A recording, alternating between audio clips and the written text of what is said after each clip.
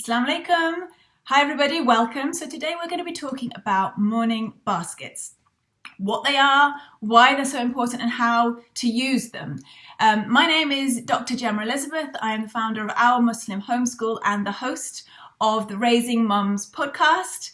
And I am a homeschooling mum of 4 kids here in the UK. And I do this weekly broadcast live on my Instagram and Facebook pages.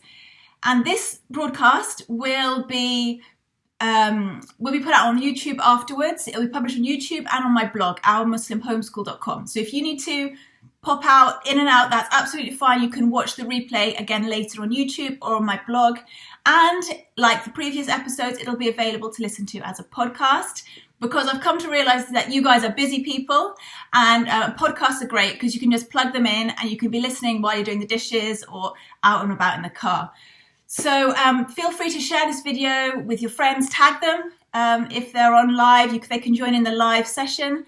And make sure that as we go along, you feel free to comment, to put your comments down in the comment section below, talk to one another, talk to me, and you can ask me questions. I'll make time at the end, inshallah, to go through your questions. Great to see so many of you popping on live. Assalamu alaikum, Hannah.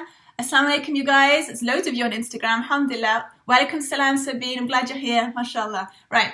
So, like I said, we're going to be talking about morning baskets. So, what is a morning basket? You'll see this term thrown about a lot online in the homeschooling world.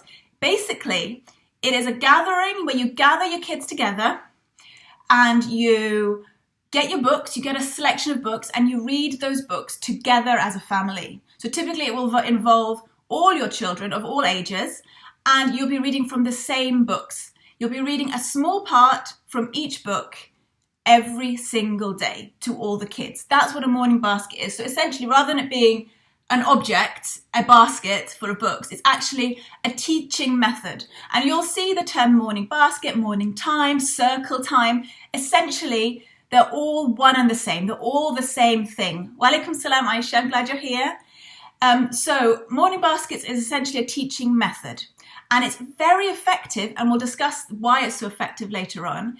It's very easy to implement, and it's incredibly nourishing for your children, and you will find it incredibly nourishing for yourself. It's a wonderful way of self-education as well for the mother. So morning basket, morning time, it's all one and the same thing. We spoke in a previous session about how education and the purpose of education is to order the affections of our children.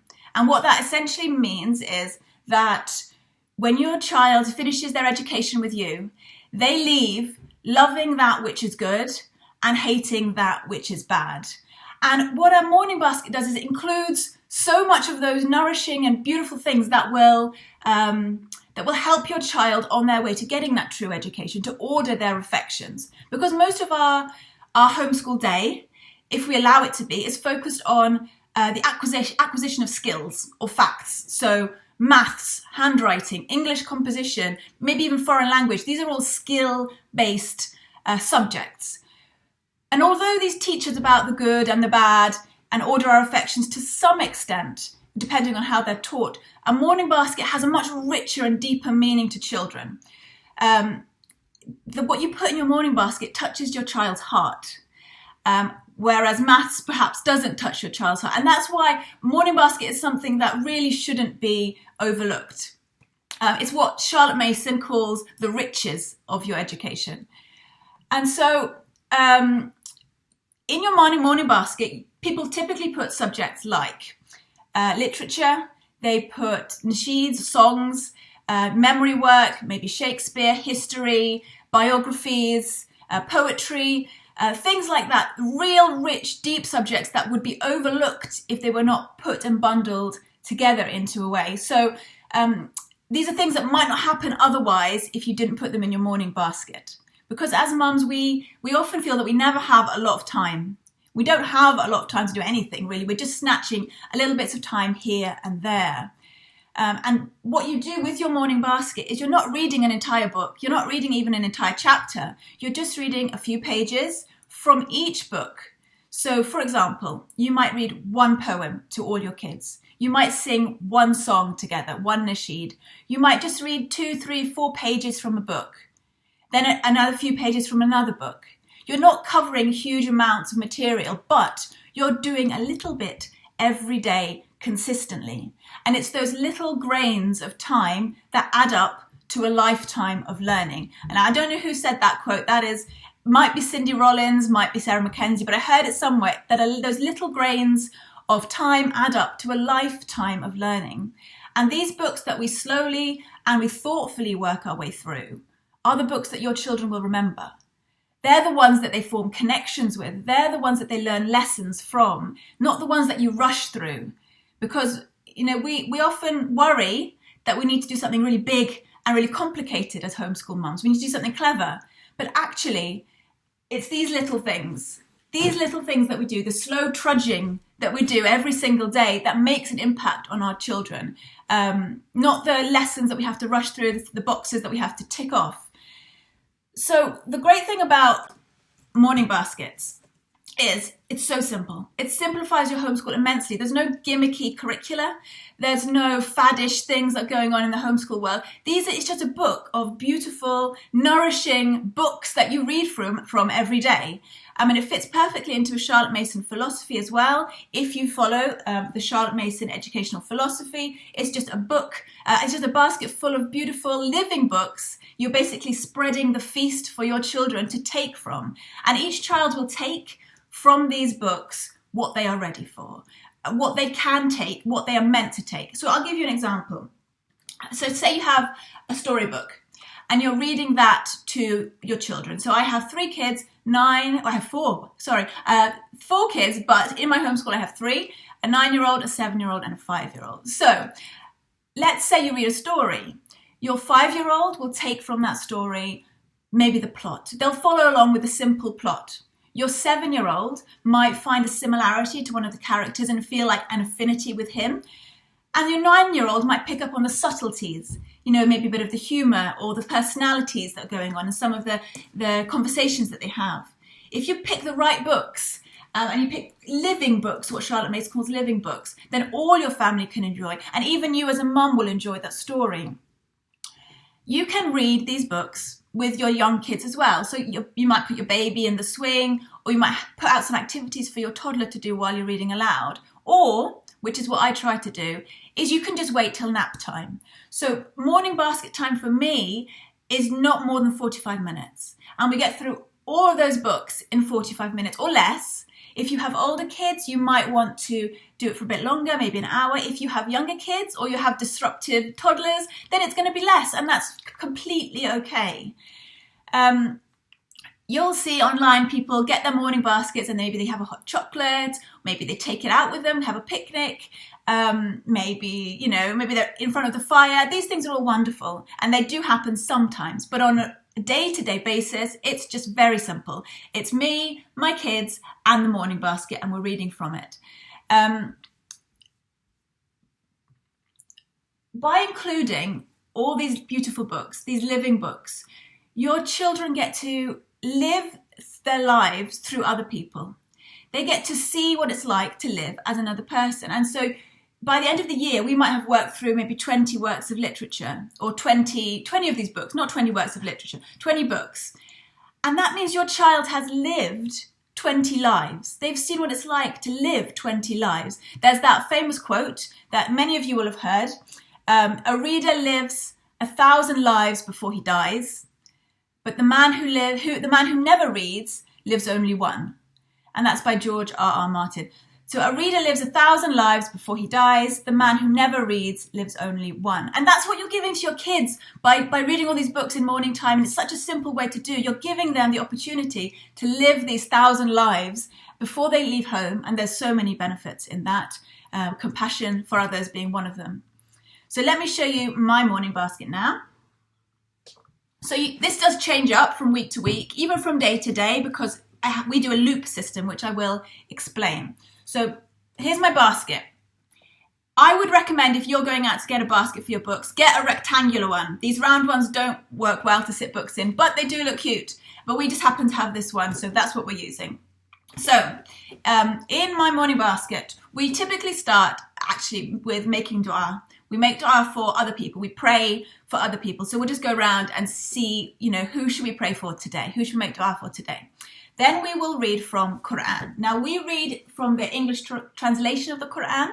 The boys read their Arabic Quran first thing in the morning, and they'll do the memorization of the Arabic Quran in the morning. So this is usually done later on in the day, so there's no need to repeat that. So we read from the English translation, and that's been wonderful, actually, especially for me, because often I forget or I don't make time otherwise to read the English translation of the Quran. So including it in my morning time means that we all benefit, including myself. So we read from this.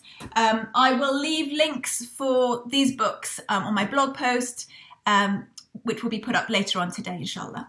So we have the Quran. Then we will typically do memory work. So for our memory work, we do poetry. So for poetry, we're using our language arts curriculum, which is primary language lessons. So this includes grammar, composition, dictation, narration, all kinds of things, but it also has some poetry in here to memorize. So I've put that in my morning basket as well. And we also are memorizing the Mawlid, which is this one, the Shimmering Light. What else do we memorize? You can memorize nursery rhymes. We also memorize nasheeds. So I don't obviously have that in my basket, but we go on YouTube and we find a nasheed we want to learn and we put that to play and we will all sing that together. Then another thing that we read in morning time, separate from the memorization, is we also do read poetry. This is a lovely poetry book. It's called All the Silver Pennies, and it's basically just a collection of children's poetry. I'll try and show you inside. It's very simple, short poetry made for children. There are a few Christmas poems, but they can easily be missed out. Lovely, lovely book. We'll also read some literature. So we are reading Robin Hood at the moment. I love it. There's so many beautiful lessons in this story. Disclaimer though, there are some scenes where the characters are drinking, so you might want to miss them out or not, up to you. But a lovely work of literature that we read from. And then after we've done all of those things, so we've had dua, Quran, and then our various memory work, poetry and literature, then we will do a loop subject. So a loop subject is something that we do on a regular basis, but not every day. So that includes subjects like science, nature study, history or biography, art, geography, and Shakespeare. So you don't need to do all of those every single day. But you want to do them regularly. So a loop, and I've drawn a picture because I like to do this. Sorry if it's back to front Instagram, but you get the idea. It's a loop. So what happens is, on day one, you do your morning basket and then you put your science book in with the rest of your books and you read that. The next day, you do history. The day after that, art. The day after that, geography. And you keep going round. The great thing about doing this, as opposed to assigning a day to each subject, is that if for some reason somebody's sick or something happens and you can't get to that subject that day, you don't fall behind, or at least you don't feel like you're falling behind. You just carry on, you just pick up wherever you left up on the loop. So we will typically do our morning baskets after we've done a couple of lessons in the morning. So we'll do some of the harder topics. We'll do maths and we might do writing, some kind of writing. And then we'll do our morning basket. And like I said, before we do Quran first thing, before we start anything. And then after morning basket, the kids will do their independent reading and anything else that we needed to do that day. So morning baskets are a really beautiful and gentle way to include subjects that nourish the heart and the soul of your children. And by putting them in a basket, you make sure that they're not missed out and they're not overlooked. And that is basically the essence of a morning basket. So if you have any questions, please feel free to pop them in now. I'm going to scroll through all the comments and see what we've got going on. Let's have a look here on Facebook.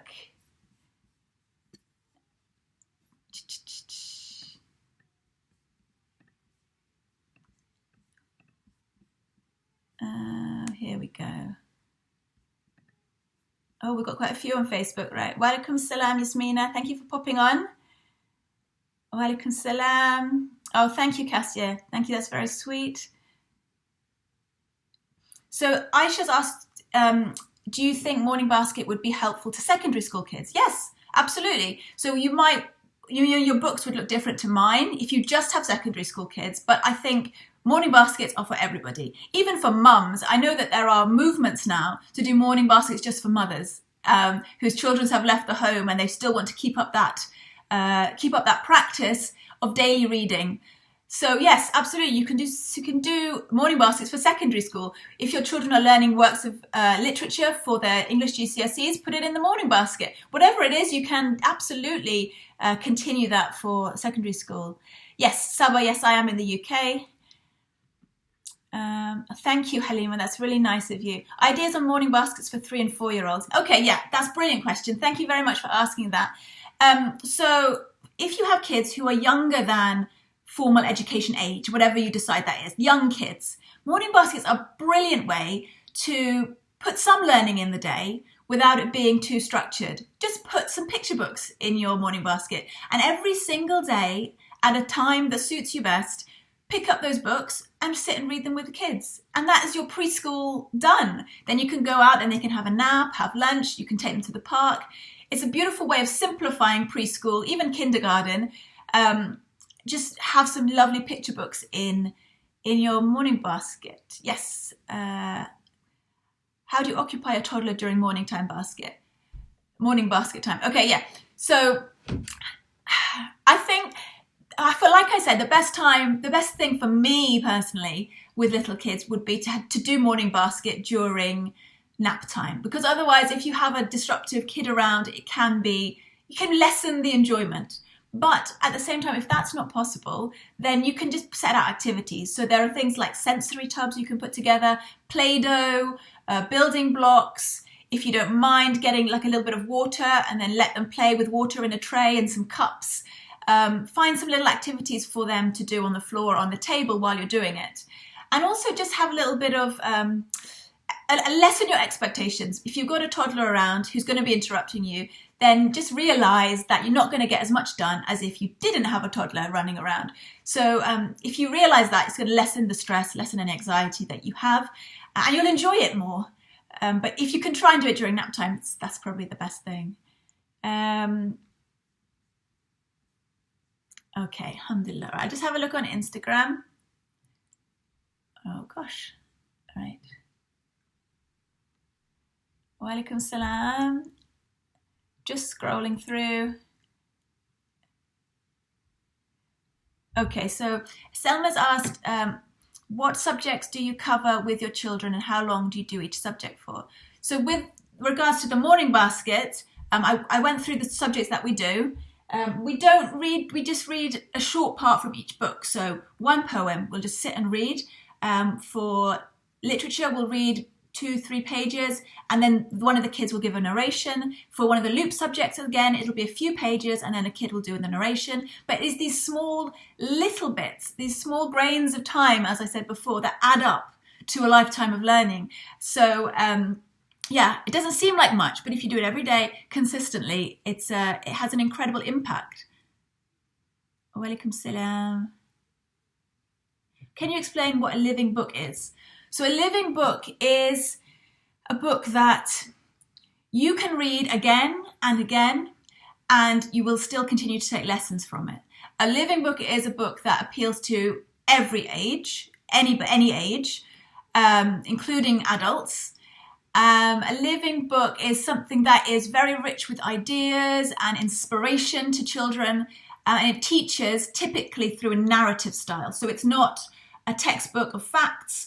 It's not necessarily in sort of teacher language. It's a story, basically, that teaches and inspires as you go along. And if you want to know more about living books, just Google it. There will be lists upon lists. There are so many Charlotte Mason homeschoolers out there, especially those who blog. You will find so many book recommendations online. We typically use the book recommendations from amblesideonline.org. So you can find some great book lists there. A few of them are not suitable for people who are not Christian, because it is a Christian homeschool curriculum. But for the most part, they're wonderful recommendations. Thank you. I think that's all the questions. Oh, how long do you spend on your morning basket? So as I said, we spend typically about 45 minutes, sometimes a little bit less, sometimes a little bit more. Are there any formal programs you would recommend for a 3-year-old? Not really, sister. I wouldn't recommend anything particularly formal for a 3-year-old. Yeah. I think the best thing for a 3-year-old is plenty of exercise outdoors, ideally, lots of time to free play, lots of time to play with you, read books to them, and allow them to spend time with you, talk to them, let them get involved in things you're doing in the house, because they'll learn so much from that. They'll learn your manners, they'll learn about the deen from watching you pray and read Quran and those sorts of things. They'll learn language by listening to you and by practicing their speech. And if they're playing, they'll learn to have social skills with other kids and with yourself. So I think for a 3-year-old, you really don't need to worry too much about formal programs. Just get some really nice books, and that's as much as you really need. Somebody's saying, what's a morning invitation? I'm honestly, sister, I'm not sure what a morning invitation is. I've not heard of that idea before.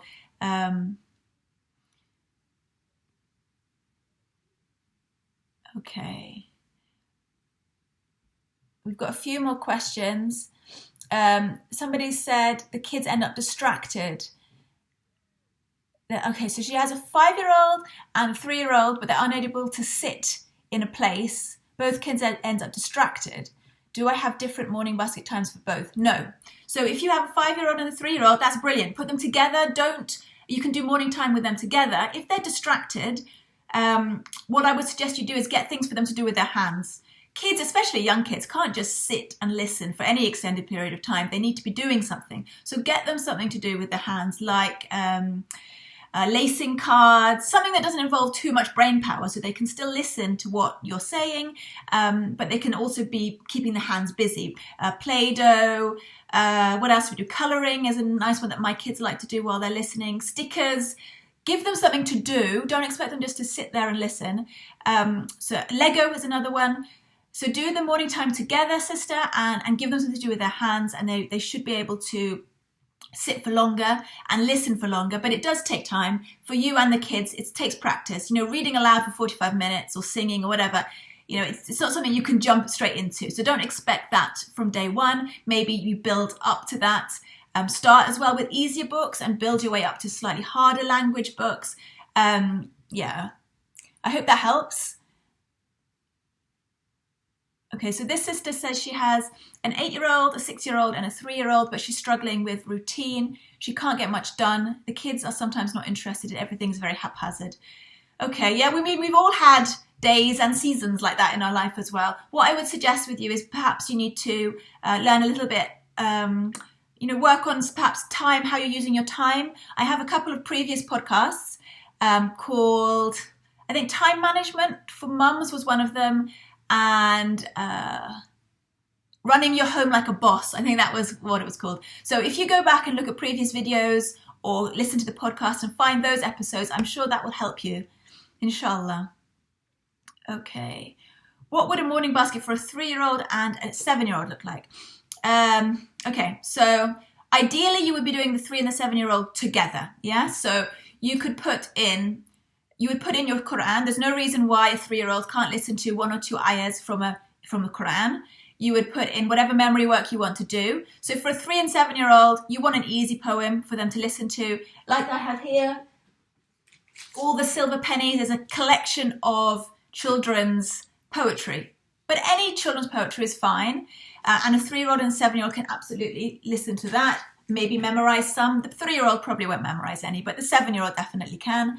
And then you pick a storybook, pick a novel, a work of fiction that they can both enjoy. And there are some great picture books that have actually very rich language. I would recommend going to the Read Aloud Revival, the readaloudrevival.com, and looking at their picture book recommendations. What was I reading? I'll just grab it off the shelf and show you one.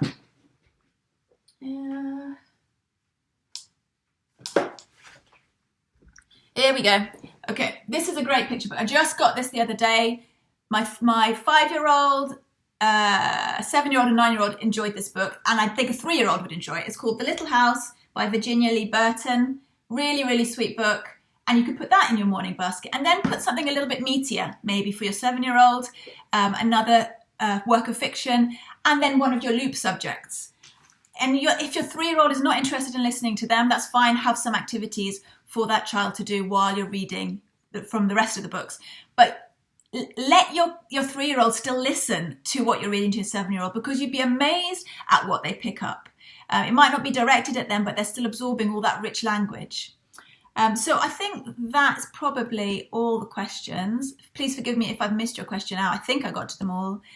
So just to remind you, this broadcast, just like the previous episodes, will be available to watch on Facebook if you go to the videos tab on Facebook, and it will be uploaded onto my YouTube channel, inshallah. It'll be on my blog, ourmuslimhomeschool.com, and then you'll be able to listen back to it as well as a podcast when you're on the go at the Raising Mums podcast. So if you want to go back and review it, you can do so. Make sure that if you've enjoyed this video, you share it with your friends, tell them about it, put it in your Facebook groups or WhatsApp groups or whatever you're doing. And before we end, I want to just end with something a little bit different, if that's okay. I want to read you a short poem, actually, about what we've said here today, about the power of reading something little but often, like we do with the morning baskets, just to read a small amount and how that adds up. So this is a poem. It's called The Little Things by Julia A.F. Carney. Little drops of water, little grains of sand, make the mighty ocean and the pleasant land. So the little moments, humble though they be, make the mighty ages of eternity. Thank you for listening to that. I hope you enjoyed this episode of Raising Mums, and I will be back again on Sunday, next Sunday at 10 a.m. again, inshallah. And I'm hoping next time to talk about reluctant readers. So for those of you who have kids who are reluctant to read, who do not read in their spare time, and you would love them to, then I'd like to share some advice and some tips with you next Sunday at 10 a.m. Thank you so much for everyone who's tuned in live, and I hope you have a lovely Sunday. Assalamu alaikum.